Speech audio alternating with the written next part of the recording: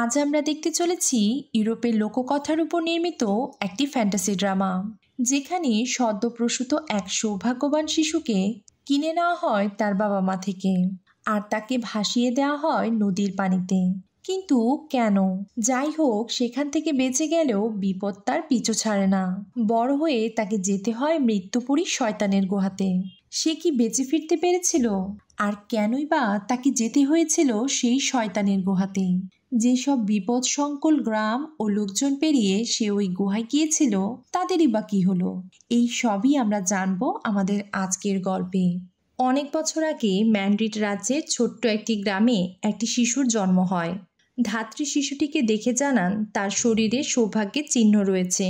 এই শিশু এতটাই সৌভাগ্যবান হবে যে কোনো বিপদ তাকে স্পর্শ করতে পারবে না, এমনকি ভবিষ্যতে সে এক রাজকুমারীকে বিয়ে করবে।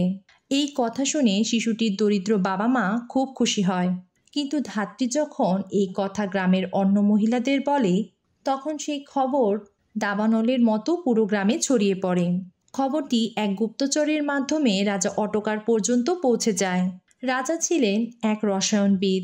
বহু বছর ধরে তিনি ধাতুকে সোনায় রূপান্তর করার চেষ্টা করছিলেন।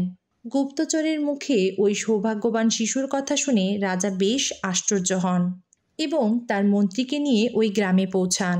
গ্রামে এসে রাজা শিশুটিকে দেখতে চান এবং তার বাবা মাকে বলেন, আমি আপনার ছেলের কথা শুনেছি। এই সৌভাগ্যবান শিশুটির সঠিক পরিচর্যা ও লালন পালন নিশ্চিত করতে চাইলে ওকে আমার কাছে দিন। সে আমার রাজকন্যার সাথে বড় হবে। শিশুটির মা বাবা তাদের প্রাণপ্রিয় সন্তানটিকে রাজাকে দিতে রাজি হচ্ছিল না, কিন্তু রাজা তাদের বলেন, এটি তোমার সন্তানের সৌভাগ্য যা আমাকে এখানে নিয়ে এসেছে। এই কথা শুনে তারা রাজি হন। বিনিময়ে রাজা তাদের কিছু রূপার মুদ্রা দেন এবং শিশুটিকে নিয়ে চলে যান। ফেরার পথে রাজা একটি ক্রূর সিদ্ধান্ত নেন। তিনি বলেন, একটি সাধারণ পরিবারের সন্তান কখনো আমার রাজকন্যাকে বিয়ে করতে পারবে না। এই শিশুকে আমি বাঁচতে দেব না। নদীর ধারে পৌঁছে তিনি শিশুটিকে একটি ঝুড়িতে রেখে পানিতে ভাসিয়ে দেন এবং তারা সেখান থেকে চলে যান। শিশুটি ভাসতে থাকে এবং ভেসে ভেসে অন্য একটি গ্রামে চলে আসে। সেখানে নদীর ধারে এক মহিলা শিশুটিকে খুঁজে পায়। কামার এবং তার স্ত্রী দীর্ঘদিন ধরে একটি সন্তানের আশায় ছিল। খুঁজে পাওয়া এই শিশুটিকে তারা নিজের সন্তান হিসেবে লালন পালন করতে শুরু করেন এবং তার নাম রাখেন ফেলিক্স। ফেলিক্স ধীরে ধীরে বড় হতে থাকে। তার পালক বাবা মাও তাকে নিজের সন্তান মনে করেই খুব আদরে বড় করতে থাকেন। একদিন গ্রামে এক বেহালা বাজিয়ে বেড়ানো এক শিল্পী আসে। ফেলিক্স মন্ত্রমুগ্ধ হয়ে তার বেহালা বাজানো দেখতে থাকে, আর কয়েক বছরের মধ্যেই সে নিজের আপ্রাণ চেষ্টায় অনেক ভালো বেহালা বাজাতে শিখে ফেলে। অন্যদিকে রাজকুমারী ইসাবেল এখন বড় হয়ে উঠেছে, তবে তার বাবার গবেষণার প্রতি অতি আসক্তির কারণে সে খুব একাকিত্বে ভুগছে। রাজা অটোকার এখনও সোনা তৈরির রহস্য খুঁজতেই ব্যস্ত।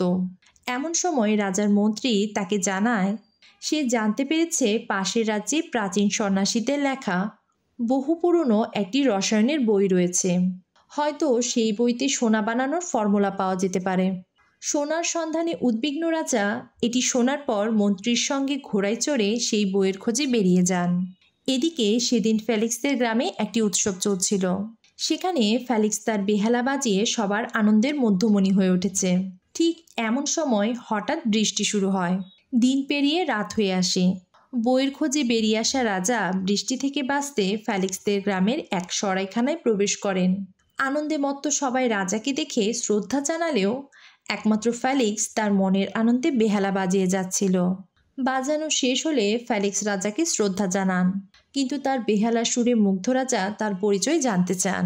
ফেলিক্সের বাবা তাকে রাজার সঙ্গে পরিচয় করিয়ে দেন এবং তার অদ্ভুত সব গুণের কথা রাজাকে জানান। তিনি বলেন, ফেলিক্স তার নিজের চেষ্টায় এত সুন্দর বেহালা বাজানো শিখেছে। এরপর ফেলিক্সও রাজাকে বলে, এরা আমার প্রকৃত বাবা মা না হলেও কুড়িয়ে পাওয়ার পর থেকেই পরম স্নেহে এরাই আমাকে বড় করেছে। আমার এই নতুন জীবনের জন্য আমি তাদের প্রতি কৃতজ্ঞ। রাজার মনে পড়ে যায় 20 বছর আগের কথা। তিনি এক শিশুকে ঝুড়িতে ভাসিয়ে দিয়েছিলেন। তার মনে ভয় জাগে। অদ্ভুত সব গুণের অধিকারী এই ফেলিক্সই কি সেই শিশু? বিষয়টি বুঝতে পেরে রাজা বেশ বিচলিত হয়ে পড়েন। রাজা তাকে বলেন, আজ থেকে ঠিক 2 দিন পর আমার মেয়ে ইসাবেলের জন্মদিন। আমি তখন সেখানে থাকব না। কিন্তু আমি চাই সেদিন তুমি প্রাসাদে গিয়ে তোমার এই মনোমুগ্ধকর বেহালাটি বাজিয়ে তাকে শোনাও। রাজা তার সিলমোহর দেয়া একটি চিঠি লিখে ফেলিক্সকে দেন। তিনি বলেন, এই চিঠি দেখালে প্রহরীরা তোমাকে রাজপ্রাসাদের ভেতরে নিয়ে যাবে। পরদিন ফেলিক্স তার বেহালা নিয়ে মা বাবার কাছ থেকে বিদায় নিয়ে প্রাসাদের উদ্দেশ্যে রওনা দেয়। ঘন বন পেরিয়ে সে ওই প্রাসাদের দিকে যেতে থাকে। কিন্তু প্রাসাদে পৌঁছার আগেই দিন পেরিয়ে গভীর জঙ্গলে রাত নেমে আসে এবং ফেলিক্স বুঝতে পারে সে তার পথ হারিয়ে ফেলেছে। সে দেখে কিছু লোক জঙ্গলের ভিতরে আগুন জ্বালিয়ে বসে আছে। এই লোকগুলো আসলে একদল বিদ্রোহী। তারা রাজা ও তার সৈন্যদের ফাঁকি দিয়ে জঙ্গলে লুকিয়ে আছে। এমন সময় ফেলিক্স সেখানে উপস্থিত হয়। বিদ্রোহীরা তাকে দেখে অবাক হয় এবং এখানে আসার কারণ জিজ্ঞেস করেন। ফেলিক্স বলে, আমি রাজপ্রাসাদে যাচ্ছিলাম, কিন্তু পথ হারিয়ে ফেলেছি, তাই ভোর পর্যন্ত কোথাও আশ্রয় খুঁজছি। রাজপ্রাসাদের কথা শুনতেই বিদ্রোহীরা বেশ উত্তেজিত হয়ে যায়। তাদের নেতা সবাইকে শান্ত হতে বলেন এবং ফেলিক্সের সব কথা শোনেন। এরপর তিনি বলেন, আমরা সেই বিদ্রোহী যারা ওই লোভী রাজাকে সিংহাসন থেকে নামাতে চাই, কারণ ওই রাজা রাজ্যের সব টাকা সোনা তৈরির অদ্ভুত গবেষণায় নষ্ট করছে। আর তুমি এমন একটা লোককে খুশি করতে বেহেলা বাজাতে যাচ্ছ। যাই হোক, তুমি এখানে রাতটা থাকতে পারো, তবে তোমার উপর নজর রাখা হবে। তারা ফেলিক্সকে একটি গাছের সাথে বেঁধে ফেলে। বিদ্রোহীরা ফেলিক্সের কাছে থাকা রাজার সিলমোহর লাগানো চিঠিটা নিয়ে নেয়। চিঠি খুলে পড়ার পর তারা হতবাক হয়ে যায়। চিঠিতে লেখা, পত্রবাহক এই ছেলেকে প্রাসাদে পৌঁছানো মাত্রই হত্যা করো। এই আদেশ অমান্য করলে শাস্তি দেওয়া হবে। তখন এক বিদ্রোহী বলে, এমন দুষ্ট রাজার একটা শিক্ষা হওয়া উচিত। নেতা বলেন, আমাদের এই সুযোগ কাজে লাগাতে হবে। সে রাজার চিঠির মতো হুবহু নতুন একটি জাল চিঠি তৈরি করে ফেলে। সেখানে লেখা হয়, পত্রবাহক এই ছেলে প্রাসাদে পৌঁছানো মাত্রই রাজকুমারীর সঙ্গে তার বিয়ে দাও। পরদিন সকালে ফেলিক্স দেখে বিদ্রোহীরা তাকে মুক্ত করে দিচ্ছে। তারা তাকে সেই নতুন চিঠিটা দিয়ে রাজপ্রাসাদে যাওয়ার প্রয়োজনীয় নির্দেশনা দিয়ে দেয়। ফেলিক্সও তাদের ধন্যবাদ জানিয়ে নিজের বেহালা নিয়ে প্রাসাদের দিকে রওনা দেয়। প্রাসাদে পৌঁছানোর পর ফেলিক্স সেই চিঠি প্রাসাদের দারোয়ানকে দেয়। রাজকীয় সিলমোহর দেখে দারোয়ান সেটি প্রাসাদের পাদ্রীর কাছে নিয়ে যায়। চিঠি পড়ার পর পাদ্রী বেশ চমকে যান এবং রাজকুমারী ইসাবেলকে ডেকে পাঠান। পাদ্রী তাকে চিঠি দেখিয়ে বলে, এটা তোমার বাবার আদেশ। রাজকুমারী চিঠি পড়ে রেগে গিয়ে বলে, আমি এই বেহালাবাদককে বিয়ে করব? আমার বাবা কখনোই এমন আদেশ দিতে পারে না। এখানে নিশ্চয়ই কোনো সমস্যা আছে। সব শুনে ফেলিক্সও হতবাক হয়ে যায় এবং বলে, আমি এখানে কেবল বেহালা বাজাতে এসেছিলাম। বিয়ের ব্যাপারে আমি কিছুই জানি না। পাদ্রী রাজকুমারীকে বোঝানোর চেষ্টা করেন, এটা রাজার আদেশ এবং এই আদেশ অমান্য করা যাবে না। পাদ্রী ফেলিক্স আর রাজকুমারী ইসাবেলকে নিয়ে গির্জায় যান। সেখানে তিনি ইসাবেলকে জিজ্ঞেস করেন, তুমি কি ফেলিক্সকে তোমার স্বামী হিসেবে গ্রহণ করছো? ইসাবেল বিরক্ত হয়ে উত্তর দেয়, নিজের ইচ্ছায় নয়, জোর করে আমাকে এটা করতে বাধ্য করা হচ্ছে। এরপর পাদ্রী ফেলিক্সের দিকে তাকিয়ে বলেন, তুমি কি রাজকুমারী ইসাবেলকে তোমার স্ত্রী হিসেবে মেনে নিতে রাজি আছো? ফেলিক্স বিনয়ের সাথে বলে, যদি রাজকুমারীর এই বিয়েতে সম্মতি থাকে তবেই আমি রাজি। আমি তাকে জোর করতে চাই না। পাদ্রী কিছুক্ষণ নিশ্চুপ থেকে বলেন, তোমাদের বিয়ে সুসম্পন্ন হলো। এখন শেষ রীতি হিসেবে তোমরা একে অপরকে চুম্বন করবে। পাদ্রীর কথা শুনে ফেলিক্স খুব খুশি হয়, কারণ রাজকুমারী ইসাবেলকে সে প্রথম দেখাতেই পছন্দ করে ফেলেছে। কিন্তু ইসাবেল ফেলিক্সের দিকে রাগে চোখে তাকিয়ে থাকে এবং তাকে বিদ্রূপ করে বাইরে বেরিয়ে যায়। রাজকুমারীর সাথে বিয়ে হলেও ফেলিক্সের মন ভেঙে যায়। বিয়ের পর হতাশ ফেলিক্স রাজপ্রাসাদের করিডোরে হাঁটছিল। সে দেখে রাজা তার মন্ত্রীকে সাথে নিয়ে বই হাতে প্রাসাদে প্রবেশ করছে। ফেলিক্স দ্রুত নিজেকে লুকিয়ে ফেলে। কিছুক্ষণ পর পাদ্রী সেখানে উপস্থিত হয়। পাদ্রীকে দেখে রাজা বলেন, এই দেখো, বইতে আমি সোনা তৈরির ফর্মুলা পেয়ে গেছি। তবে সোনা তৈরি করতে হলে আমাকে শয়তানের 3টি সোনালী চুল আনতে হবে। পাদ্রী অবাক হয়ে বলে, মহারাজ, এটা তো পাপের কাজ। সোনা তৈরি করতে আপনি কি শয়তানের সাহায্য নিতে চান? রাজা ব্যর্থ কণ্ঠে বলেন, পাপপূর্ণ বলে কিছু নেই, দরকার শুধু সাফল্যের। পাদ্রী বলে, মহারাজ, আপনি যে চিঠি পাঠিয়েছিলেন তার আদেশ মতো আমি ফেলিক্স আর রাজকুমারীর বিয়ে সম্পন্ন করেছি। পাদ্রীর কথা শুনে রাজা ও মন্ত্রী উভয়ই থমকে যান। তিনি চিৎকার করে বলেন, এই আদেশ আমি দিয়েছি? পাদ্রী নিচু স্বরে বলে, মহারাজ, চিঠিতে আপনার নিজের হাতের লেখা আর সিলমোহর ছিল। সব শুনে রাজা অটোকার বুঝতে পারেন তাকে প্রতারিত করা হয়েছে। ক্ষিপ্ত ও উত্তেজিত রাজা ফেলিক্সকে ডেকে পাঠান। ফেলিক্সকে দেখে রাজা বলেন, তুমি একটা জাল চিঠি তৈরি করে আমার মেয়েকে বিয়ে করেছ, এর জন্য তোমাকে শাস্তি পেতে হবে। ফেলিক্স দৃঢ়ভাবে উত্তর দেয়, মহারাজ, আমি কোনো জাল চিঠি তৈরি করিনি। তবে যেহেতু রাজকুমারী এখন আমার বিবাহিত স্ত্রী, আমি তাকে ভালোবাসি। রাজা নিজের রাগ লুকিয়ে এক কৌশল বের করেন। তিনি বলেন, যদি তুমি সত্যি চাও যে আমি তোমাদের এই বিয়ে মেনে নেই, তাহলে তোমাকে শয়তানের 3টি সোনালি চুল নিয়ে আসতে হবে। ফেলিক্স হতবাক হয়ে বলে, শয়তানের চুল আনতে হলে আমাকে তার গুহায় যেতে হবে, কিন্তু সেখানে গেলে কেউ তো ফিরে আসে না। রাজা হেসে বলেন, সেই ছোটবেলায় তোমার বাবা মা আমাকে বলেছিল তুমি খুব ভাগ্যবান, এবার তা প্রমাণ করো। ফেলিক্স জিজ্ঞেস করে, আপনি কি আমার আসল বাবা মাকে চিনতেন? রাজা ক্রূর হাসি হেসে বলেন, হ্যাঁ, তারা তোমাকে কিছু রূপমুদ্রার বিনিময়ে বিক্রি করে দিয়েছিল। এই কথা শুনে ফেলিক্সের মন দুঃখে ভারাক্রান্ত হয়ে ওঠে। রাতে প্রাসাদে বসে ফেলিক্স তার বেহেলাটিতে এক বিষণ্ণ সুর বাজাচ্ছিল। বেহেলার এই করুণ সুর রাজকুমারীকে গভীরভাবে স্পর্শ করে। ইসাবেল তার ঘরের জানালায় বসে মুগ্ধ হয়ে শুনতে থাকে। কিছুক্ষণ পর সে ফেলিক্সকে জিজ্ঞেস করে, তুমি কি এই বিয়েতে খুশি নও? তাহলে এত দুঃখের সুর কেন বাজাচ্ছ?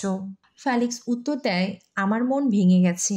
কাল সকালে আমি এখান থেকে চলে যাব, হয়তো আর কোনোদিন ফিরে আসতে পারবো না। রাজকুমারী চিন্তিত হয়ে জিজ্ঞেস করে, কোথায় যাবে তুমি? ফেলিক্স বিষণ্ণভাবে বলে, রাজা যেখানে পাঠাবে আমি সেখানেই যাব। এই বিয়ের বন্ধন থেকে তুমি এখন মুক্ত। আমার অনুপস্থিতিতে তুমি সম্পূর্ণ স্বাধীন। সব শুনে রাজকুমারীর মনে এক অদ্ভুত টান তৈরি হয়। ফেলিক্সকে রক্ষা করতে সে তার নিজের বাবার কাছে গিয়ে উপস্থিত হয়। সে তার বাবাকে বলে, তুমি ফেলিক্সকে কোথায় পাঠাচ্ছ? রাজা কিছুক্ষণ চুপ থেকে বলে, সোনা তৈরির জন্য শয়তানের 3টি সোনালি চুল আনতে আমি তাকে সেই শয়তানের গুহায় পাঠাচ্ছি। রাজকুমারী বলে, সোনা তৈরির লোভ তোমাকে অন্ধ করে দিয়েছে, তুমি তাকে মৃত্যুর মুখে ঠেলে দিচ্ছ। রাজা রাগান্বিত হয়ে উত্তর দেয়, সে জাল চিঠি বানিয়ে তোমাকে বিয়ে করেছে। আমি যে কোনো মূল্যে ওই শয়তানের চুল চাই, তাকে ওই নরকে যেতেই হবে। পরদিন সকালে ফেলিক্স ওই গুহার দিকে যাত্রা শুরু করে। সে জানে এই যাত্রা থেকে তার ফিরে আসার কোনো সম্ভাবনা নেই। ফেলিক্সের চলে যাওয়ার কিছুক্ষণ পর রাজকুমারী শিকারীর ছদ্মবেশে পুরুষের পোশাক পরে বাইরে বেরিয়ে আসে। রাজা রাজকুমারীর ছদ্মবেশ দেখে তাকে থামানোর চেষ্টা করে, কিন্তু রাজকুমারী তাকে উপেক্ষা করে ঘোড়া নিয়ে প্রাসাদ ছেড়ে বেরিয়ে যায়। ফেলিক্স তখন শয়তানের গুহা খুঁজতে পথে পথে ঘুরছে, কিন্তু সেখানকার সঠিক রাস্তা কেউ তাকে বলতে পারছে না। বিষণ্ণ মনে সে পথ চলতে থাকে। একসময় সে এক অপরিচিত যুবকের দেখা পায়। ছদ্মবেশে থাকা রাজকুমারী তাকে বলে, তোমার যদি ক্ষুধা লাগে তুমি আমার সঙ্গে খাবার ভাগ করে খেতে পারো। ফেলিক্স কৃতজ্ঞতার সাথে বলে, আমার কাছে তোমাকে দেওয়ার মতো কিছু নেই। রাজকুমারী মৃদু হেসে বলে, তার কোনো দরকার নেই, তুমি নিশ্চিন্তে আমার সাথে খেতে পারো। দুইজন একটি গাছের নিচে বসে একসাথে খাবার খেতে থাকে। খাবার শেষে রাজকুমারী জিজ্ঞেস করে, তুমি কোথায় যাচ্ছ? ফেলিক্স উত্তর দেয়, রাজা আমাকে শয়তানের সোনালি চুল আনতে পাঠিয়েছে, তাই আমি তার গুহায় যাচ্ছি। আর আমি যদি সেটা আনতে ব্যর্থ হই তবে আমার পরিবারকে শাস্তি দেওয়া হবে। রাজকুমারী বলে, আমি একজন ভ্রমণকারী, আমিও তোমার সাথে ওই গুহা পর্যন্ত যেতে চাই। তুমি কি সেই রাস্তা চেনো? ফেলিক্স হতাশ হয়ে বলে, না, কেউ আমাকে পথ দেখাতে পারছে না। কথা শুনে রাজকুমারী আত্মবিশ্বাসের সাথে বলে, আমরা এই পথ ধরে ভ্যালিস নামক একটি গ্রামে গেলে সেখান থেকে ওই গুহা সম্পর্কে জানতে পারবো। এরপর ফেলিক্স ও রাজকুমারী একসঙ্গে ঘোড়ায় চড়ে ভ্যালিসের দিকে রওনা দেয়। কিছুক্ষণ চলার পর তারা একটি নির্জন গ্রামে পৌঁছায়। পুরো নিস্তব্ধ একটি গ্রাম। শুধুমাত্র এক নারী তার শিশুকে নিয়ে কুয়োর পাশে বসে আছে। গ্রামের এমন অবস্থা দেখে ইসাবেল তাকে প্রশ্ন করে। নারী দীর্ঘশ্বাস ফেলে বলে, এই কুয়ো একসময় সুপেয় পানি দিত, কিন্তু একদিন শয়তান আমাদের এই গ্রামে আসে, আর তারপরই কুয়োটি শুকিয়ে যায়। পানির অভাবে সবাই এই গ্রাম ছেড়ে চলে গেছে, শুধু আমি আর আমার সন্তানই এখন বেঁচে আছি। ইসাবেল তাকে বলে, আমরা যদি ফিরে আসতে পারি তবে তোমার গ্রামকে সাহায্য করব। তুমি কি আমাদের ওই শয়তানের গুহার রাস্তা দেখিয়ে দিতে পারো? নারী কিছুক্ষণ ভেবে বলে, ওটা তো আমি চিনি না, তবে এখান থেকে পূর্ব দিকে গেলে একটি সোনালী আপেল গাছ আছে, সেখানে একজন জ্ঞানী লোক থাকেন। শুনেছি তিনি একবার ওই শয়তানের গুহার উদ্দেশ্যে যাত্রা করেছিলেন। সম্ভবত তিনি তোমাদের সাহায্য করতে পারেন। কথা শুনে ফেলিক্স ও ইসাবেল ওই আপেল গাছের উদ্দেশ্যে পূর্ব দিকে এগিয়ে যায়। কিছু দূর যাওয়ার পর তারা বিশ্রামের জন্য থামে। বিশ্রামের ফাঁকে ইসাবেল ফেলিক্সকে প্রশ্ন করে, আচ্ছা, যে রাজা তোমাকে ওই শয়তানের গুহায় পাঠিয়েছে তার মেয়ে কেমন? ফেলিক্স একটু সময় নিয়ে উত্তর দেয়, সে খুব অহংকারী ও স্বার্থপর। এই কথা শুনে ইসাবেলের মন খুব খারাপ হয়ে যায়। সে ঘোড়া থেকে নেমে পড়ে, কিন্তু নিজেকে সামলে নিয়ে সে ফেলিক্সকে জিজ্ঞেস করে, তাহলে তুমি নিশ্চয়ই তাকে ঘৃণা করো? ফেলিক্স বলে, না, ওই রাজকন্যাকে তো আমি ভালোবাসি। তার চোখ ও হাসির মধ্যে এক অদ্ভুত জাদু আছে। তাকে যখন আমি প্রথম দেখেছি তখন থেকেই আমি তাকে ভালোবাসি। কথাগুলো শুনে ইসাবেলের মুখে হাসি ফুটে ওঠে, কিন্তু সে তার আসল পরিচয় প্রকাশ করে না। তারা আরও কিছু দূর এগিয়ে যায়। চলতে চলতে তারা একটি শুকনো আপেল গাছের কাছে উপস্থিত হয় এবং দেখতে পায় গাছটিকে ঘিরে রহস্যময়ভাবে কিছু মানুষ দাঁড়িয়ে আছে। ফেলিক্স তাদের জিজ্ঞেস করে, এখানে সোনালি আপেলের গাছটি কোথায়? সমবেত লোকেদের মধ্যে একজন এগিয়ে আসে। এই যে গাছটি দেখছো, এটাই সোনালি আপেলের গাছ, তবে কোনো অশুভ শক্তির প্রভাবে গাছটি শুকিয়ে গেছে। ফেলিক্স আবারও জিজ্ঞেস করে, আমি শুনেছি এখানে একজন জ্ঞানী লোক আছেন যিনি ওই শয়তানের গুহার রাস্তা চেনেন। লোকটির পাশে থাকা এক বৃদ্ধ বলতে শুরু করেন, আমি সেই ব্যক্তি। একসময় ওই গুহার পথে গিয়েছিলাম, কিন্তু আমি গুহার ভিতরে প্রবেশ করিনি। সেখানে কেউ গেলে আর ফিরে আসে না। এখান থেকে সোজা এগিয়ে গেলে এক বিশাল ওক গাছ পাবে, যেখান থেকে 6টি রাস্তা বের হয়। তবে আসল রাস্তা হলো সপ্তম পথ, যা লুকানো আছে। যদি সেটা খুঁজে পাও তবেই ওই গুহায় পৌঁছতে পারবে। বৃদ্ধের দেখিয়ে দেওয়া পথ অনুসরণ করে ফেলিক্স ও ইসাবেল ওক গাছের দিকে রওনা দেয়। চলতে চলতে তারা বিশালাকার ওই ওক গাছের সামনে পৌঁছে যায়। বৃদ্ধের কথা মতো সেখানে 6টি রাস্তা স্পষ্ট দেখা গেলেও সপ্তম রাস্তাটি কোথাও দেখা যায় না। সপ্তম রাস্তাটি খুঁজতে ফেলিক্স ওই গাছে উঠতে শুরু করে, কিন্তু গাছে ওঠার সময় তার পা ফসকে যায় আর সে গাছের ভেতরে লুকানো একটি কোটরে ঢুকে পড়ে। গড়িয়ে গড়িয়ে সে চলে আসে এক নদীর পাশে। সে বুঝতে পারে আসলে ওই কোটরই ছিল সপ্তম রাস্তা। ইসাবেলও দ্রুত ফেলিক্সের পথ অনুসরণ করে তার কাছে পৌঁছে যায়।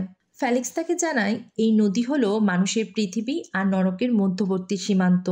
এই নদী পেরিয়ে ওই শয়তানের গুহার দিকে যাওয়া যাবে। ফেলিক্স ওই নদীর মাঝিকে ডাক দেয়। একজন মাঝি সহ একটি নৌকা নদীর তীরে চলে আসে। ফেলিক্স সেই নৌকায় উঠে পড়ে। নৌকায় উঠে সে ইসাবেলকে বলে, আমার এই যাত্রা একাই করতে হবে। তুমি চাইলে এখানে আমার অপেক্ষা করতে পারো। ইসাবেল তার কথা নীরব সম্মতি জানায়। নৌকা ভেসে চলতে থাকে শয়তানের গুহার দিকে। যাত্রাপথে ফেলিক্স মাঝিকে জিজ্ঞেস করে, তুমি কতদিন ধরে এই কাজ করছো? মাঝি বলে, অন্তহীন কাল ধরে করছি, কিন্তু এই কাজ থেকে আমি কখনো মুক্তি পাই না। মাঝির কথা শুনে ফেলিক্স সহানুভূতির সাথে বলে, আমি ফিরে এলে তোমার এই সমস্যা সমাধানের চেষ্টা করব। মাঝি নির্বিকারভাবে বলতে থাকে, নরকের পথ ধরে কেউ কখনো ফিরে আসে না। কিছুক্ষণ পর তাদের নৌকা গুহার মুখে এসে থামে। ফেলিক্স গুহার ভিতরে ঢুকলে সে দেখে এক বিশাল প্রাসাদ। এটা সেই সোনালি চুলওয়ালা শয়তানের রাজপ্রাসাদ। প্রাসাদের ভেতরে আসতেই শয়তানের বৃদ্ধ দাদি তাকে দেখে প্রশ্ন করে, কে তুমি আর এখানে কিভাবে এলে? ফেলিক্স তার নাম জানিয়ে বলে, আমি শয়তানের সঙ্গে দেখা করতে এসেছি। দাদি বিস্মিত হয়ে বলে, সে তো এখানে নেই, দাঁড়াও দেখছি। আর যাদের এখানে আসার কথা তাদের তালিকায় তো তোমার নাম নেই। ফেলিক্স হেসে বলে, তালিকায় নাম নেই কারণ আমি নিজের ইচ্ছায় এখানে এসেছি। দাদি এবার সত্যি অবাক হয়। স্মিত হেসে বলে, নিজের ইচ্ছায় নরকে আসার মতো বোকামি কেউ করে? কেন এসেছো? তখন ফেলিক্স পুরো ব্যাপারটি তাকে জানায়। আমি ওই রাজকুমারীকে ভালোবাসি। তাকে পেতে ও রাজার শাস্তি এড়াতে শয়তানের 3টি সোনালি চুলের জন্য আমি এখানে এসেছি। সব শুনে শয়তানের সেই বৃদ্ধ দাদি বলে, যদি তুমি নিঃস্বার্থভাবে তোমার ভালোবাসার জন্য এসে থাকো তবে আমি তোমাকে সাহায্য করব। ঠিক তখনই শয়তান ইসাবেলকে নিয়ে তার গুহায় ঢোকে। তার আসার শব্দে দাদি ফেলিক্সকে একটি বড় বাক্সে লুকিয়ে ফেলে। শয়তান তার প্রিয় দাদির কাছে এসে বলে, এই ছেলেকে আমি নরকের নদীর তীরে দেখেছি, কিন্তু বুঝতে পারছি না সে কিভাবে এখানে এসেছে। ইসাবেলের অঙ্গভঙ্গি দেখে দাদি তার ছদ্মবেশ বুঝতে পারে। সে ইসাবেলের মাথার টুপি খুলে ফেলে আর শয়তান তার নকল গোঁফ টেনে খুলে দেয়। এদিকে বাক্সের ভিতর থেকে ফেলিক্স সব দেখছিল। সে যখন বুঝতে পারে ওই ছদ্মবেশী শিকারী আসলে তার প্রিয়তমা ইসাবেল, সে খুব খুশি হয়। এদিকে শয়তান ইসাবেলের সৌন্দর্যে মুগ্ধ হয়ে যায়। ইসাবেল তাকে বাধা দিলে পরিস্থিতি আরও ভয়ঙ্কর হয়ে ওঠে। শয়তান ইসাবেলের গলা চেপে ধরে। সে তাকে হত্যা করতে উদ্যত হলে ইসাবেল তাকে বলে, আগে আমার প্রশ্নের উত্তর দাও, তারপর আমি তোমার প্রস্তাব বিবেচনা করব। শয়তান তাকে প্রশ্ন করতে বলে তার বৃদ্ধ দাদির সামনে বসে পড়ে। দাদি তার মাথায় হাত বুলিয়ে দিতে থাকেন আর ইসাবেল শয়তানকে প্রশ্ন করতে শুরু করে। একটি গ্রামে তাদের কুয়োর পানি শেষ হয়ে গেছে, আরেক গ্রামে সোনালি আপেলের গাছ রহস্যময়ভাবে শুকিয়ে যাচ্ছে। নৌকার মাঝি অনন্তকাল ধরে নৌকা চালিয়ে যাচ্ছে, কিন্তু সে মুক্তি পাচ্ছে না। এগুলো কেন? শয়তান এক গর্বের হাসি হেসে বলে, তুমি বেশ চালাক। হ্যাঁ, এইসব আমারই কাজ। গ্রামের ওই কুয়োতে আমি নরকের একটি ব্যাঙ রেখে দিয়েছি, সে ওই কুয়োর সব পানি খেয়ে ফেলেছে। ইসাবেল আবার জিজ্ঞেস করে, আর ওই সোনালি আপেল গাছ? শয়তান বলে, গাছটার ডালপালাতে আমি অশুভ শক্তি ঢেলে দিয়েছি। এখন যদি কেউ ওই ডালপালাগুলো কেটে ফেলে তাহলে ওই গাছটা তার পূর্বের অবস্থায় ফিরে যাবে। এদিকে কথা বলার ফাঁকে দাদি সুযোগ বুঝে শয়তানের মাথা থেকে 2টি সোনালি চুল তুলে নেয়। প্রচণ্ড ব্যথায় সে শিউরে ওঠে। এরপর ইসাবেল আবারও প্রশ্ন করে, নৌকার মাঝি কিভাবে মুক্তি পাবে? শয়তান বলে, যদি কোনো দুষ্ট লোক 2 হাতে তার নৌকার বৈঠা চেপে ধরে তবেই ওই মাঝি মুক্তি পাবে। ইসাবেলের সব প্রশ্নের উত্তর দিতেই শয়তান তাকে কাছে ডেকে নেয়। কিন্তু আশ্চর্য ক্ষমতা সম্পন্ন ওই সোনালি চুল হারিয়ে শয়তান বেশ দুর্বল হয়ে যায়। সে সেখানেই ঘুমিয়ে পড়ে। দাদি ফেলিক্সকে ওই বাক্স থেকে বের করে আনে এবং ঘুমন্ত শয়তানের মাথা থেকে দাদির 3য় সোনালি চুলটি তুলে নেয়। প্রচণ্ড ব্যথায় সে জেগে ওঠে। এদিকে ফেলিক্স ও ইসাবেল দ্রুত পালানোর চেষ্টা করতে থাকে, তবে তাদের পালানোর সময় শয়তান তাদের ধরতে ছুটে আসে। বৃদ্ধ দাদি তাকে কৌশল করে ফেলে দেয়, আর এই সুযোগে ফেলিক্স ও ইসাবেল গুহা থেকে বেরিয়ে আসে। গুহা থেকে বেরিয়েই তারা ওই মাঝিকে দেখতে পায় এবং নৌকায় উঠে পড়ে। অবাক মাঝি কাল বিলম্ব না করে তাদের নদীর ওপারে নিয়ে যেতে শুরু করে। এদিকে শয়তান ওই গুহার মুখে এসে চিৎকার করতে শুরু করে। যাত্রাপথেই ফেলিক্স ওই মাঝিকে তার মুক্তির উপায় বলে দেয়। এদিকে লোভী রাজা ফেলিক্স ও ইসাবেলের খোঁজে বেরিয়ে আসেন। তিনি তাদের জন্য ওই জর্ডান নদীর তীরে অপেক্ষা করছিলেন। পাড়ে আসতেই তিনি ফেলিক্সকে মারতে উদ্যত হন। তিনি তার তলোয়ার বের করে ফেলিক্সের দিকে এগিয়ে যাবেন। ঠিক এমন সময় মাঝি কৌশলে তার বৈঠা নিয়ে সামনে আসে। লড়াইয়ের এক পর্যায়ে রাজা তার অস্ত্র হারিয়ে বৈঠাটিকে সজোরে চেপে ধরেন, আর এক অদৃশ্য জাদু শক্তিতে ওই লোভী রাজা নতুন মাঝিতে পরিণত হয়। সে ওই নৌকা চালাতে শুরু করে। পুরনো মাঝি শয়তানের মায়াবী জাদু থেকে মুক্তি পায় এবং সাধারণ মানুষে পরিণত হয়। এবার ফেলিক্স ও ইসাবেল প্রাসাদের দিকে রওনা হয়। তারা গ্রামের লোকদের তাদের সমস্যার সমাধান জানিয়ে দেয়। গাছটিকে পূর্বের অবস্থায় ফিরিয়ে আনতে গ্রামের লোকেরা শুকনো ওই আপেল গাছের উপরের দিকটা কেটে ফেলে। অন্যদিকে কুয়োর গ্রামের মানুষ কুয়ো থেকে নরকের ব্যাঙটিকে বের করে আনে। ফেলিক্স ও ইসাবেল প্রাসাদে ফিরে আসে। ফেলিক্স নতুন রাজা হয়, সবাই তাকে খুব ভালোবাসে। শয়তানের 3টি চুল তারা বাতাসে উড়িয়ে দেয়, যেন সেই চুল কোনো অশুভ শক্তি দিয়ে কারো ক্ষতি করতে না পারে। সুখে শান্তিতে ফেলিক্স ও ইসাবেল তাদের নতুন জীবনের গল্প শুরু করে। গল্পটি ভালো লাগলে চ্যানেলটিকে সাবস্ক্রাইব করে বেড়ে উঠতে সাহায্য করুন।